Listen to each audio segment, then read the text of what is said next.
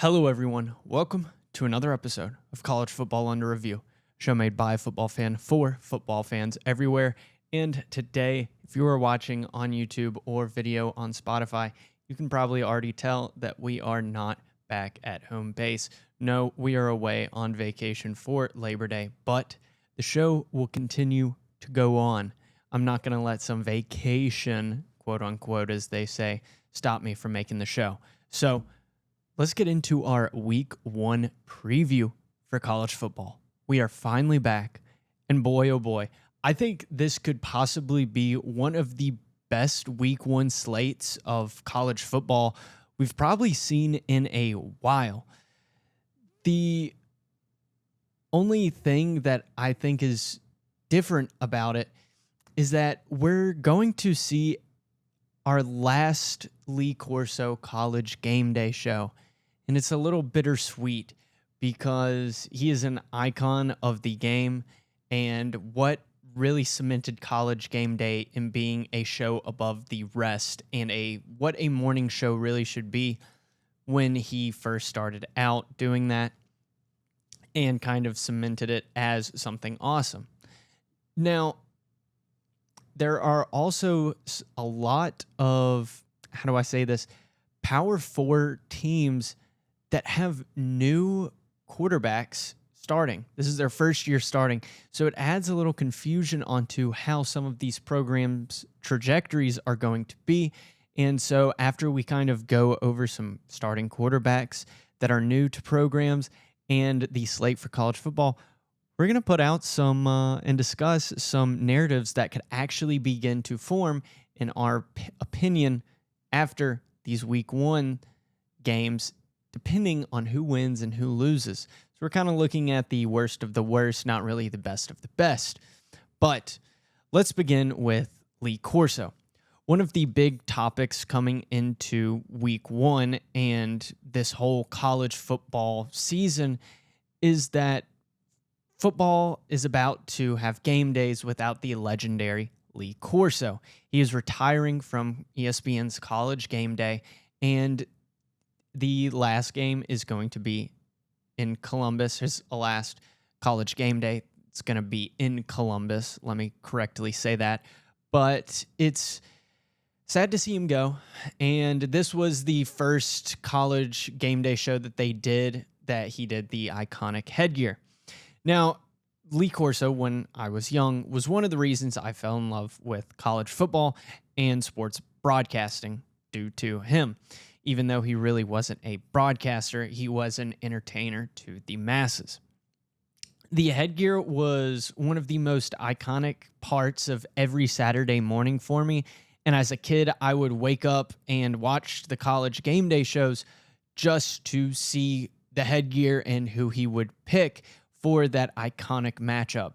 It was something that was always a lot of fun to watch, something that always gave a oomph to my morning to get me to start the day. And I was very excited to see that. I'm very sad that it is his last headgear. I think we've all probably heard it by now, but there's not really enough that can be said as a football community. No matter the age he is, we will truly miss Lee Corso and the energy and charisma he has brought to college game day every morning. And it will continue to live on as an iconic moment in college football history and maybe even sports history in general. I can say full-heartedly, though, that his career and love for the sport will always continue to be under review in our eyes as the best characters and one of the best characters to define college football and what it means to entertain. And I'll end on this topic with a quote from Lee Corso and a great way to sum up his kind of role within college game day and going through it and how he tackled it. And that is, it's entertainment, sweetheart, and football is our vehicle. Lee Corso, can't believe you're finally going, but it's going to be bittersweet. And I think the show cannot do the headgear anymore. It will live and die with him. I don't think you can give it off to someone else or do someone else. They're probably going to have to find a new gimmick to do, if you wanted to call it a gimmick. I didn't think it was a gimmick. I thought it was a very fun and clever way to pick who you thought was going to win. Perfect way to cap off a morning show, as it was kind of going into 11 a.m. Central Time, best time. But on the Eastern Time Zone, it's like, yeah, the morning's over. Let's kick it into high gear. Football all day, all day. And that was a great way to kind of get you ready for that iconic game or whatever game was coming on, and getting you ready for and excited and juiced up about the rest of the college games going on. But outside of that, that is just something we had to bring up at the beginning of this episode. And now we kind of get on into some business. Now, there are a lot of notable Power 4 programs with new starting quarterbacks, which is really interesting. And we've picked a couple of them out here. The first one is Alabama. Yes, we're Bamasexuals. We're going to start off with Alabama. And they have announced that they are going to be rolling in the 2025 season with none other than quarterback Ty Simpson. This guy has been sitting on the bench quietly waiting, and a lot of people are questionable as to whether or not he deserves the starting job. If he deserves the starting job, why wasn't he starting when Jalen Hurts was there? I think that DeBoer was in a rock and a hard place, and that Jalen Hurts commanded the locker room. Everyone liked him. Everyone was ready to go and continue down the path with him. And I think DeBoer needed that, and he didn't have Ryan Grubb to mold the offense and how he truly wanted it. And Ryan Grubb has said in a quote that the reason that Ty Simpson is starting is, and that Jalen Milroe basically wouldn't work in his style of offense. We are a throw style of offense. So I expect to see Ty Simpson not really to run it a lot. We're going to be relying more on the play calling than on the actual player himself. So I think Ty Simpson just has to be a game manager to have a successful season. What does successful season mean for DeBoer? I think it means he's got to have a double-digit win season and make a berth into the playoff. But it's going to be interesting nonetheless to see how Ty Simpson goes and starts in a atmosphere like FSU. You may say, yes, he's played in an away game. Yeah, that was against USF last season, and he didn't play that great.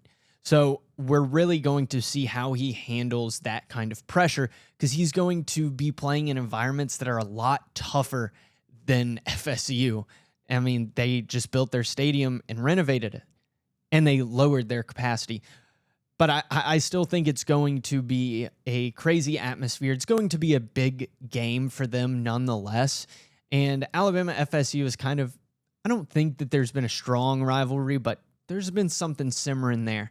And I know that FSU fan base is really wanting Mike Norvell to show them that, hey, we can go back to that 13-0 regular season and conference championship type of season. But I could go on and on all day about Alabama, so I'm just going to stop there. Ty Simpson is an interesting player to watch, and I'll just end with, it is his position and his starting spot to lose to Austin Mack, in my opinion, if he cannot handle the offense. Now, next is Texas. Texas is coming off of their 2-year stint with Quinn Ewers, who didn't get them to the national championship game. They were close both times. Now, the one that's taking them over, Arch Manning. Arch Madness, as they are calling it, though we are truly going to see how Arch Madness fares in Columbus, Ohio, as they take on the Buckeyes in this week 1 matchup. The probably best matchup this week, hands down. It is number 1 against number 3, Texas, number 1, number 3 against Ohio State. But we'll get into that later in the episode. Arch Manning is a beast of a not only player, but also off the field, kind of discussions, rumors, and truly high expectations that everyone has for him. He is right now the betting favorite to win the Heisman, and he is already seen as a legend just because of his last name. Now, that's very interesting because I don't think any of these other quarterbacks, except for maybe one, have an argument to even have that amount of hype surrounding him. And the question that's on everyone's mind is it going to be Arch Madness and a positive to where everyone is going goo goo gaga over this guy as he is just lighting up the field and he is scrambling like a madman? Or is it going to be Arch Madness and people just putting their hands in their hair, trying to not pull it out, saying, why did I ever believe in this kid? Why did I ever think this?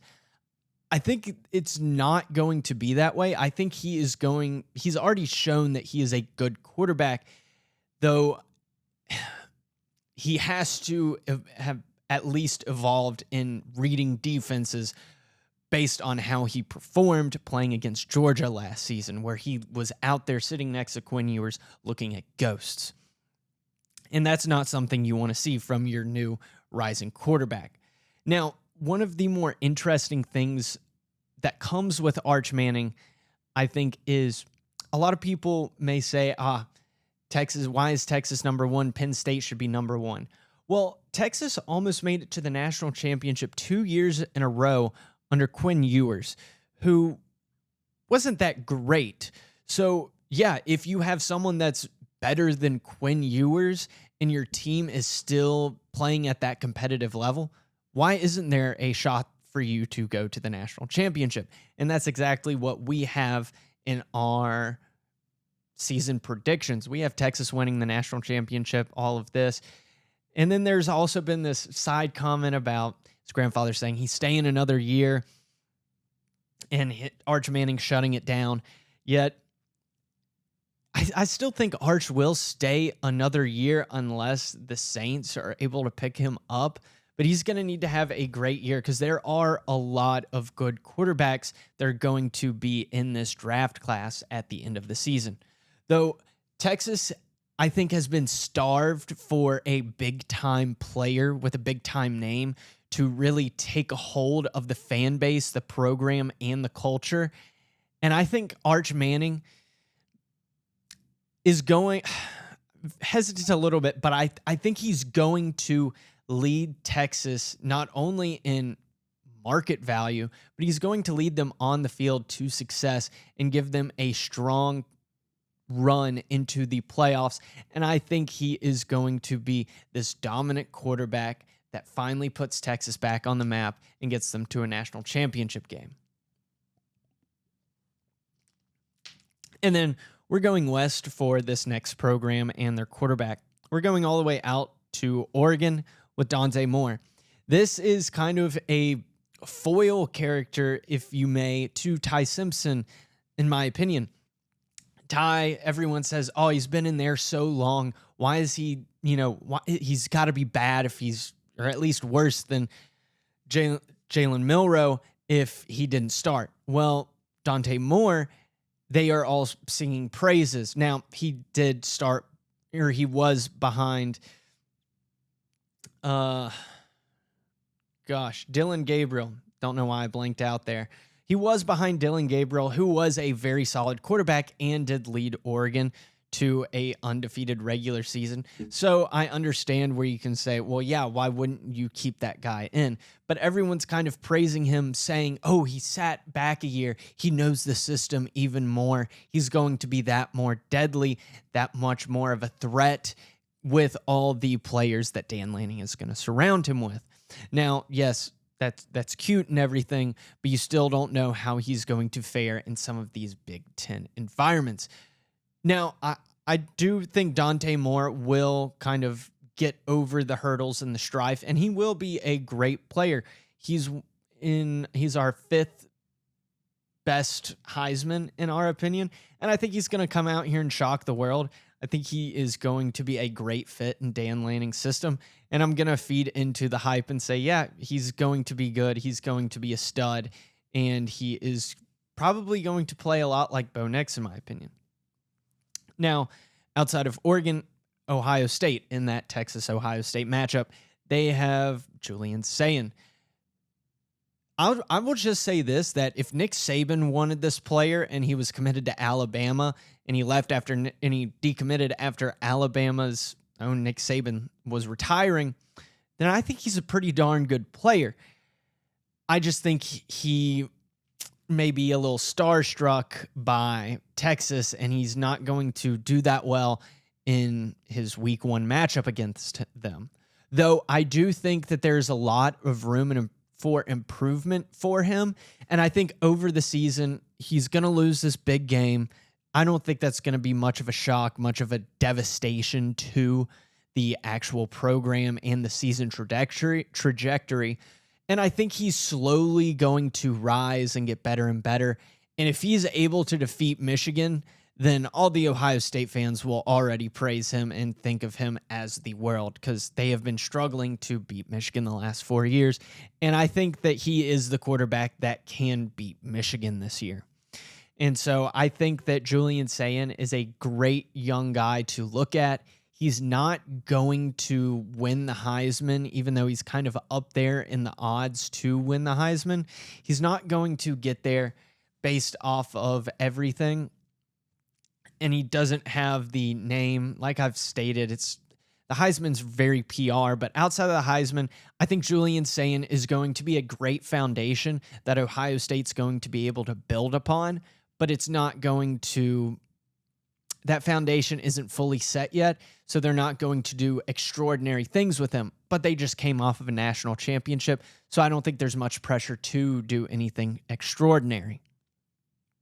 And then we go to Auburn with starting quarterback Jackson Arnold coming from Oklahoma. And I think this guy really got the short end of the stick in Oklahoma. I think he's a very good player. I don't think he's amazing. I don't think he's excellent. I think he's very good. I think he's a player that Auburn wants to revitalize their offense that has seemingly been under a freeze warning since Hugh Freeze has gotten there. And it's very, how do I say this? It's a little daunting, but his wide receiver room is going to help him out, and he is going to be effective on the field and in Auburn, or at least we will see when they play Baylor this upcoming weekend. And what's interesting is that Hugh Freeze has even stated that he's open to playing all 3 quarterbacks. So for really, Jackson Arnold has to come out and show what he's got. And I think he's going to put it all on the table in this game against Baylor and show everyone, yeah, Deuce Knight's great. He's in the back. He's there if I get injured. But I'm also here to run this offense, and I'm going to run it just as effectively as he would. So I think Jackson Arnold is a plug-in until next season with Deuce Knight, if Hugh Freeze is able to keep his job there. And we'll get into that later. But Jackson Arnold is going to be a solid, dependable, consistent quarterback that Auburn needs and has been lacking since under Hugh Freeze. And he will finally get Auburn to a bowl on probably 8 wins, I think. And he's going to be this steady player. Nothing more, nothing less. He's going to be a steady football player that's consistent and won't do anything crazy except for this week 1 matchup, which I think he may go out of his way to do extraordinary things, and he will accomplish that against Baylor. And then Oklahoma, John Mateer from Washington State University comes all the way from there, all the way down to Oklahoma. I think this is going to be a really fun, I say fun offense. It's an exciting move that Brent Venables needed to make to try and excite this Oklahoma offense that has dissipated ever since Lincoln Riley went for USC. So this Oklahoma team, their defense is, yeah, it's solid, but their offense needs something there. John Mateer was one of the most effective passers last season in passing yards, and he's going to, I think, do very well, though I don't know what his transition is going to look like playing against these SEC defenses. I think, if he's playing the lighter ones, he's going to light up the easier opponents. He's going to light them up. He's coming to Tuscaloosa. That's a pretty daunting task that will be very interesting to see if he can pull off. Though John Mateer, he's a fun guy that's going to be fun to watch. Don't think he's going to be super good, but I really want Brent Venables to show us that they can bring an offense back in Oklahoma, and this is a great first step into bringing an offense back there. And then next on the list is Michigan, Bryce Underwood, the superstar that was going to LSU, and then the money came a-knocking from Michigan, and he switched and committed to Michigan. And it seems that Michigan has said that they are going to start Bryce Underwood. This guy's, what else do you want to hear about him? There's nothing else you need to hear for hype than number one quarterback in the recruiting class of 2020, for 2025. That's one thing that really confuses me still. But he's going to be this guy that everyone puts on a pedestal, and he's going to need to perform if he's going to be put on that pedestal. And so I think he will live up to the hype. The first half of their season isn't too terrible, though their games against Michigan and Nebraska and Oklahoma are really going to show us how effective he is as a passer, because that's what he needs to be at Michigan. Michigan basically had non-existent passing ability last season, and that's what they need to change. They need to have a solid passing attack to even out this run that they have under Sharon Moore. And another interesting thing is I think that we could see a inconsistent start for Bryce Underwood with Sharon Moore being suspended for these first couple of games. So I think you're going to see his confidence go up and down, and then once Sharon Moore is back, he's going to settle down. They're going to have everything back in rhythm, back in place, and possibly make a late run for the playoffs, but I don't think they will, though it's kind of like Julian's saying, Michigan and Ohio State both have these quarterbacks that are here to start a foundation to build upon. And we really could see this Bryce Underwood, Julian Sayin rivalry grow over the next 2 years and see who really is the better recruit. Now, next is FSU with Nick Castellanos. Now, Mike Norvell, he needs someone electric. So who did he go after? He went after the quarterback that got benched at Boston College. He went out here and got Nick Castellanos. Now, I'm not going to lie.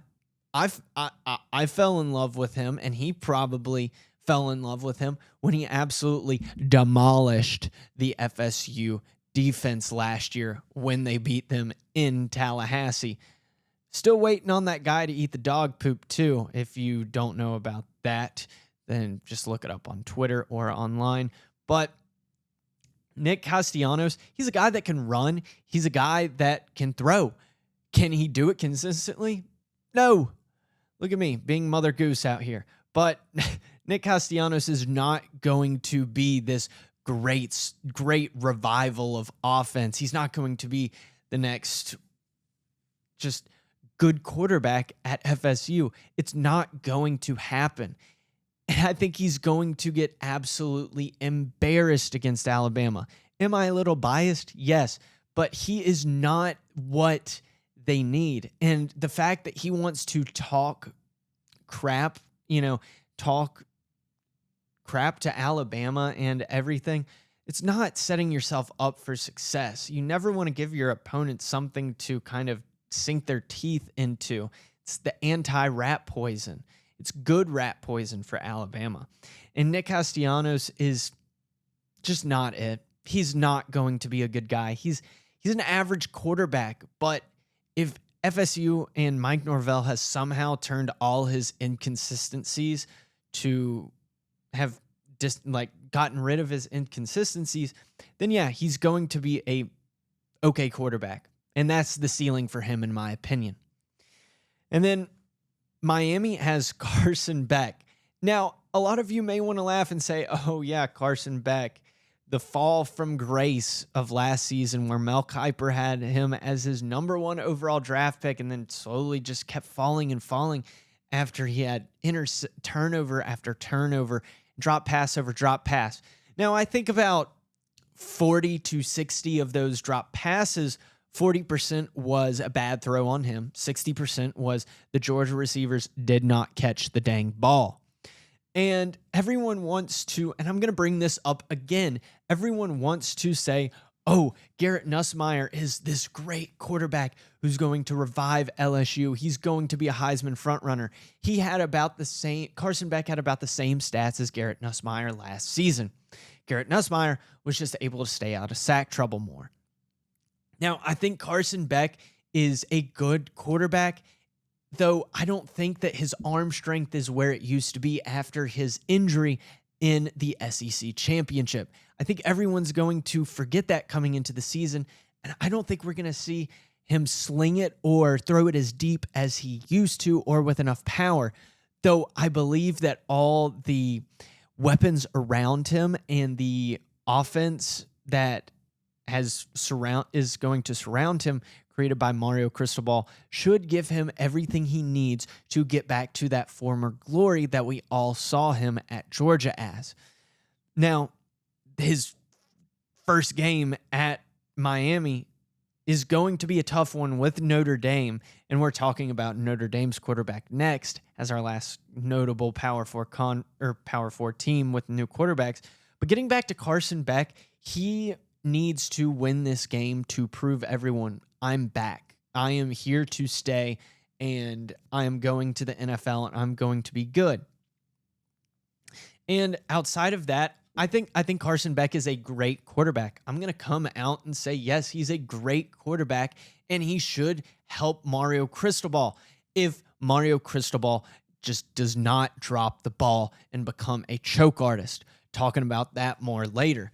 But Carson Beck is going to be good. He is going to take Miami to the ACC championship. I was riding high a lot on Georgia Tech, but I've come around on Carson Beck, and I think he's going to do wonders this season. If he does bad again, then just burn me to a crisp. I don't care. Roast me. I'm putting my faith out there in him. I think he's going to return to glory. And then the last Power 4 team is Notre Dame. They've got CJ Carr. I haven't done much deep dive into him, but it sounds like he's not going to be anything outstanding. Though when we look at last year's team and Riley Leonard was outstanding in the sense that he fit the scheme and fit his role perfectly. So I guess the big question is can CJ Carr do that?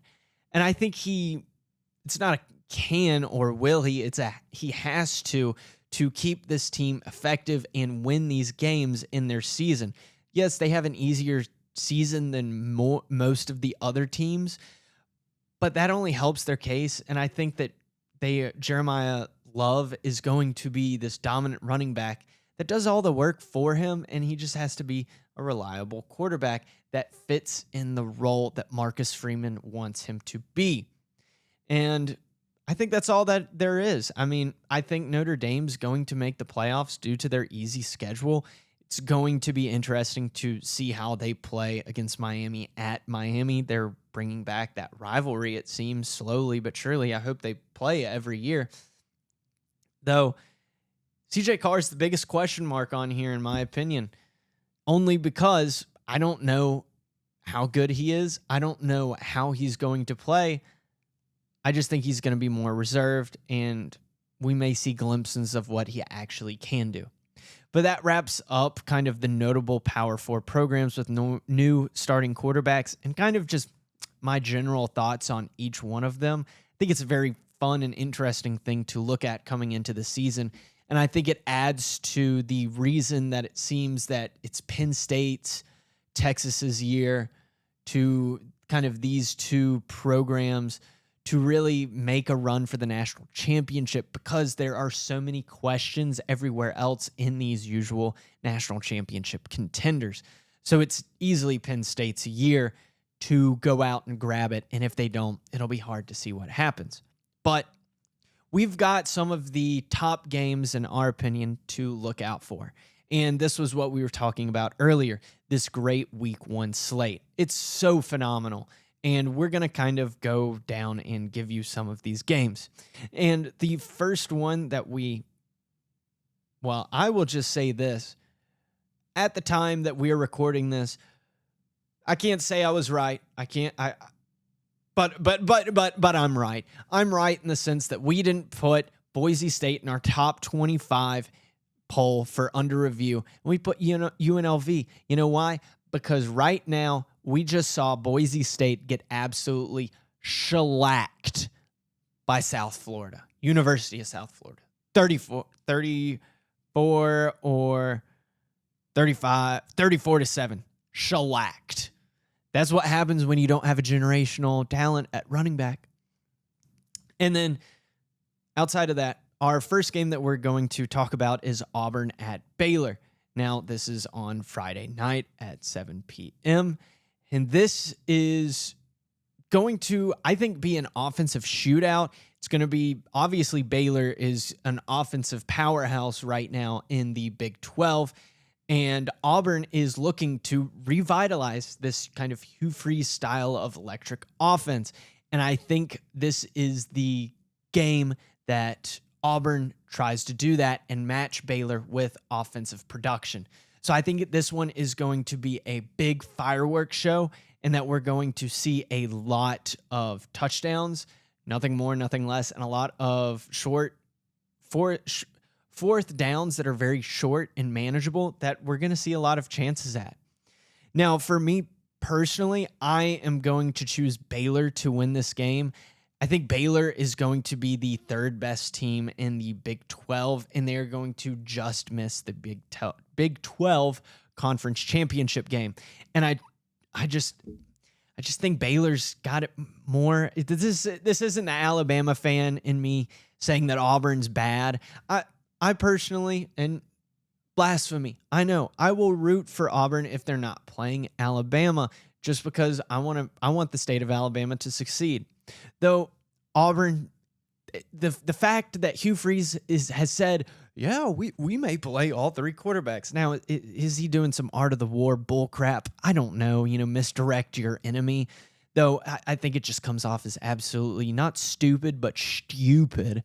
And the fact that he came out and he was like, yeah, we have a system where we well, tell him, Jimmy. Well, we got a guy for first downs. He's going to be calling a play. We got a guy for second down. He's only going to be calling those second down plays. And Hugh, we got a guy for third down plays calling that. Oh, wow. Now, what are we doing for fourth down? We got another guy for that. What are we doing over here, Hugh? What are we doing over here? So that's why I got Baylor. I think they've just got all their ducks in a row. Though, could Auburn potentially win this game? Yes, they easily could if Jackson Arnold is able to show off he's exceptional and that he still got it. But we're going with Baylor for this first game. And then the next one is also Friday night at 7 p.m. Georgia Tech at Colorado. Now, this is honestly one of maybe the most underrated, possibly. This is the second most underrated, because there's another underrated game that I would like to talk about in this segment too. Though Georgia Tech and Colorado is going to be one of the most fun games. Deion Sanders, electric environment. He is this whole pizzazz. And he's got going against Brent Key, the quintessential football guy, the guy that just likes to sit there and run it down your throat, 3 yards in a cloud of dust, with Haynes King, who can accurately and intellectually, Jesus, I don't know why we struggled there, but intellectually know when to throw, when to not throw, when to use his legs and score. I personally have Georgia Tech in this game because Colorado is also at this kind of crossroads with who's going to be the new quarterback. So I think Georgia Tech is going to win this game just because they're going to be able to manage this game. Though we've seen Colorado do something like this. Week 1, we don't think a lot's going to happen. And what did they do? They went and beat a ranked TCU, but the only reason that TCU was ranked was because the AP poll was giving them respect because they got shellacked by Georgia in the national championship. So I've got Georgia Tech and Brent Key, Haynes King, not destroying Colorado, but just manhandling the game and clock management. Because I very much do like Dion and Brent Key, and I'm glad to hear that Dion's all his health issues are resolved and he is, doing better. But sorry, man, Brent Key, he's got the keys to success, and he's in the driver's seat right now, and could possibly be making a run for an ACC championship game. But we'll get into that later. And then next is Syracuse versus Tennessee. This is on a neutral site. I'm just outright going to say, yeah, I've got Tennessee. Tennessee is 100% going to win this game. Syracuse lost Kyle McCord, who was a great quarterback. This is kind of a rebuild year for Syracuse. And yes, Tennessee, it is another technically rebuild year because they're looking for Aguilar, one of the worst, just not one of the best players last season, who was at UCLA, and Nico went to UCLA, so they got UCLA as quarterback. And it's just a whole ordeal. Though I just think Tennessee is this SEC power that's better than this ACC team. So I have to go with Tennessee just because I think Josh Heupel's offensive scheme is going to be good enough against a Syracuse rebuild team. And that game is Saturday at 11 a.m. Central Time. Going to give you all the times for all these games. And then another exciting game that's happening at 11 a.m. Central Time. Texas at Ohio State. This is the matchup of the week. And it's crazy to think that this is back-to-back games we're seeing Texas versus Ohio State. Not completely... Ohio State definitely completely different. Texas with a completely different identity, I feel. And it's going to be I don't think it's going to be the most electric game, though I think it is going to be by far the best matchup, if that kind of makes sense. Entertainment, not there. Matchup, the storylines, all there. Everything is there. It's interesting to see if Ohio State has the guts to look like they have a chance to go back to the title game, or is Texas in the driver's seat with Arch, and Arch Madness begins? I personally think Arch Madness does begin here. I think Texas is going to walk into Ohio State and beat them, not by much, like a field goal or a touchdown, and we're going to see this Arch Manning-led win, like a game-winning drive in the final minutes, cement himself already as this generational talent. And Julian's saying he's going to be good, but there's a stat that says when first ever games start ever in your college career against a top 10 opponent, the record says you're 0-18. So I'm sorry, Julian saying, but I think you're going to be 0-19. And that's at 11 a.m., obviously. We're coming at you in Central Time. And then we head on to 2:30 in Tallahassee. Number 8, Alabama, is at FSU. I think it's clear to say Alabama's going to win this game. They are a big favorite in this game. And let's actually see what this point spread is kind of looking like. Let me pull it up here. Oh, yes. Alabama is favored to win by 13.5. So there you go. I think there's a 15% chance FSU can win, and that's if everything goes their way. But Alabama, they're just going to go in there and mollywop them. Yeah, I think mollywop, and my thoughts and definition of mollywop is come in there, set the tone early, kind of dominate, let FSU kind of come back in the game, but never let them get too close. And then this is what I was talking about earlier about possibly the most entertaining game. I like to call it the battle for Death Valley. We've got number 9 LSU at number 4 Clemson, both claiming that their stadium is Death Valley, and it's going to be a fun one. The last time that these two met was in the 2019 National Championship against two of the best quarterbacks in college football at that time. Joe Burrow, arguably one of the best players in LSU history, and Trevor Lawrence, the Prince of Football.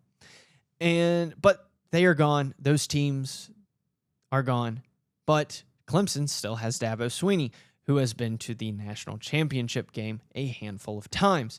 And because of that, I think that he does not falter, and his team has more going for it than LSU. And I think Brian Kelly is going to fall short. Then again, we're looking at statistics. LSU 0-5 the last 5 years in week 1 matchups. And some of those losses were coming to lesser opponents, which is very interesting to look at. So in this one, I'm going with Clemson. Clemson has Dabo, the more experienced coach when it comes to success, even though Brian Kelly is the winningest head coach in Division I college football. Sorry, bud, but Dabo Swinney's just better than you, man. And I don't like Garrett Nussmeier that much. I love Cade Klubnik, and I think Cade Klubnik's going to be electric. Clemson's defense is going to get after Garrett Nussmeier because LSU lost 2 great offensive linemen. That's going to be a struggle for Garrett Nussmeier. So we've got Clemson in that game. It's going to be a close, electric game, but I got Clemson all the way. And then we've got Virginia Tech and South Carolina. This is another neutral site field. Now, this is an interesting one. Oh, and that LSU-Clemson game, that's at 6:30 p.m. Central Time. Sorry for the time. I'll apologize for that.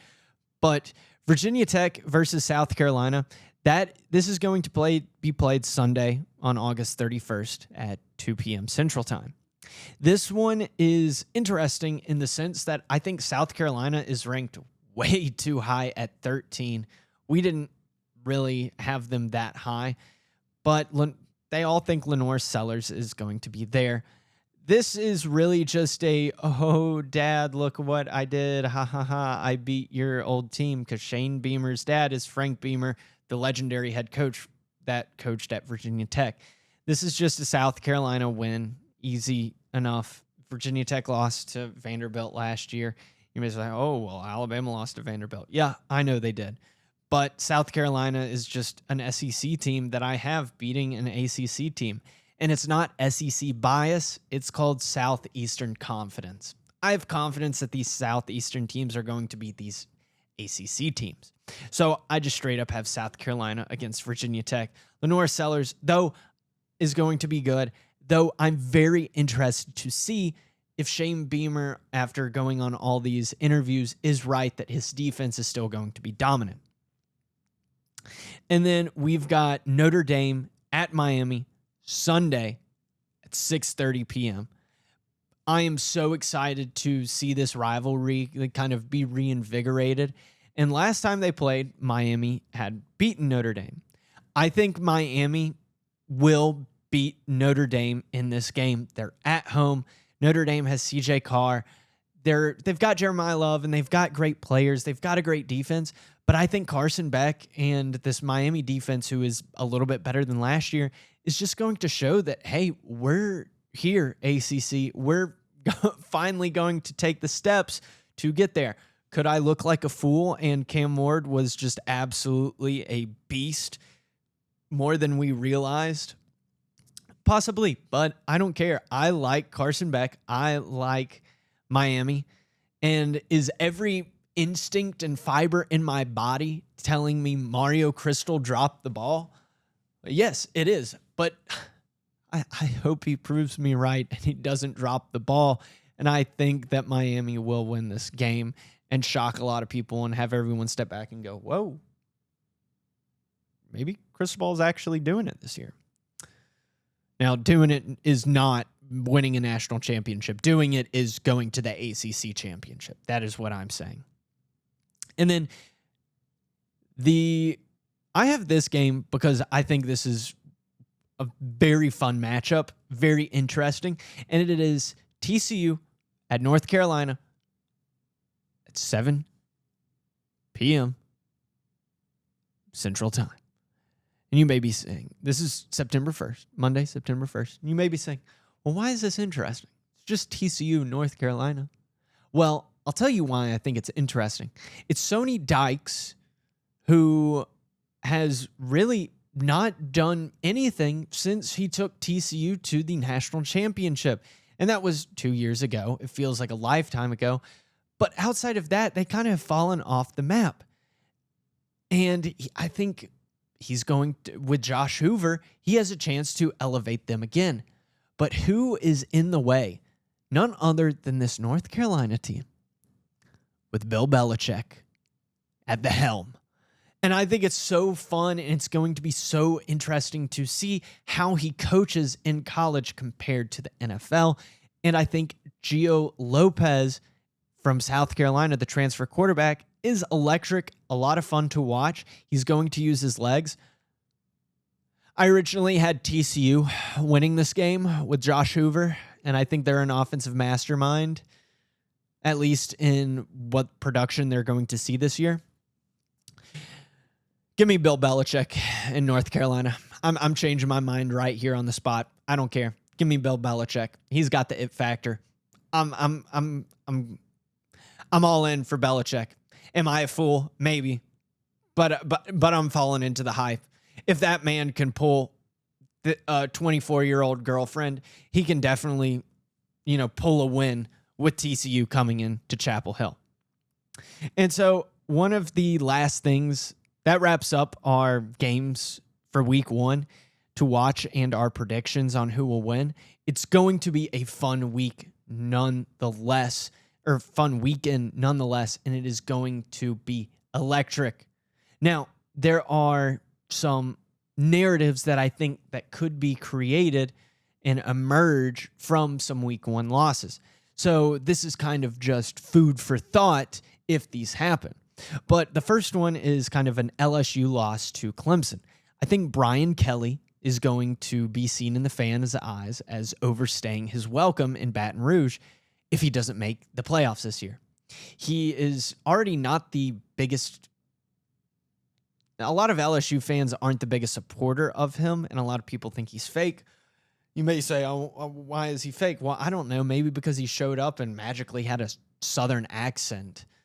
But he's definitely going to not be on the hot seat, but people are going to say, how long are we really going to be rolling with this guy? And I think you're going to be rolling with him until LSU fans, until his buyout goes down, because it's currently at $60 million. And I don't think you want to look like Texas A&M and have someone like Jimbo Fisher sitting on the sidelines going, yeah, I'd like to coach again. Yeah, I bet you would for another payout. And then another hypothetical is an Auburn loss to Baylor could mean that Hugh Freeze is on the hot seat if he doesn't start Deuce Knight or beat Alabama in the Iron Bowl. Now, we all know the best way to get out of the hot seat and to get a great extension from the Auburn boosters and the Auburn program is to just beat Alabama in the Iron Bowl. It's easy as that. They'll roll out the red carpet for you, say you're the next messiah of Auburn football. And then in 3 years, when you get destroyed by Alabama in the Iron Bowl all 3 years and have mediocre seasons, they're going to say, what in the world were we thinking? And I put in the Deuce Knight thing just because I've talked to some Auburn fans, and they seem to really be high on Deuce Knight and kind of want to see him and what he can do, maybe to judge whether or not they want to keep Hugh Freeze around for another year or two. And then we've got Miami loss versus Notre Dame. I'm just going to put it as this. Nothing more needs to be said. Mario Cristobal will become the definition of a choke artist as a head coach within college football if they just find a way to choke this game. And then one of the more positive lookouts is that if Georgia Tech loses to Colorado, I think Deion Sanders, despite health issues, continues to elevate the football program in Boulder and will honestly show everyone that he is a successful recruiter, that he is able to recruit effectively, and he is very successful. And then when we get to an Alabama loss versus FSU, this means that DeBoer needs to make the playoffs this season or Bama fans will turn on him. This doesn't mean that he is on the hot seat per se. I'm just saying that the fan base is not going to like him, and kind of whatever decision he makes, they're going to say, oh, well, I think the opposite way. Kind of like when he loses to Vanderbilt and we all say, well, why is he not wearing a polo? He needs to change into a polo. I can't believe he's not wearing a polo. That's the kind of things I'm talking about. And then / Mike Norvell is officially off the hot seat if he can pull off this win. He's got to have a really abysmal season if he does beat Alabama, though, to get fired. And then a Texas loss versus Ohio State kind of sets it up as Julian Sayin is now in the race for the Heisman and gives Ohio State a legitimate shot to potentially repeat a national title. Will it happen? I don't know, but I think that's a narrative that a lot of people will run with. And then a TCU loss versus North Carolina. Bill Belichick still has the it factor and will make a bowl game this season. And they possibly could say, how high is the ceiling? I don't think it's that high, though I think they will make a bowl game, and this is a good litmus test on if they can. And then the last one is, if a South Carolina loses to Virginia Tech, maybe Shane Beamer won't make the playoffs this year and not really be a favorite, and has lost the defensive edge he once had. And Sellers won't win the Heisman or really be close, because they really need to rely on Sellers this season, because I think their defense is going to take a dip. So if they can't beat Virginia Tech, then that shows that Lenore Sellers isn't putting up these numbers. But those are just some narratives that I think will be created if one of those happen. Now, this wraps up our entire Week 1 preview. Let's get ready for some college football. Now, just want to remind everyone that next episode will come out on Labor Day. So I personally can watch all of the top 3 matchups that we have this weekend, and that's the top 10 matchups with Texas, Ohio State, Notre Dame, Miami, and LSU, Clemson. So Miami and Notre Dame, that's Sunday. So on Monday, we will give our recap of Week 1 and our thoughts, and we may put our thoughts out on Instagram about the TCU North Carolina game. But I'm Nick Watts. Thank all of you for tuning in into this episode.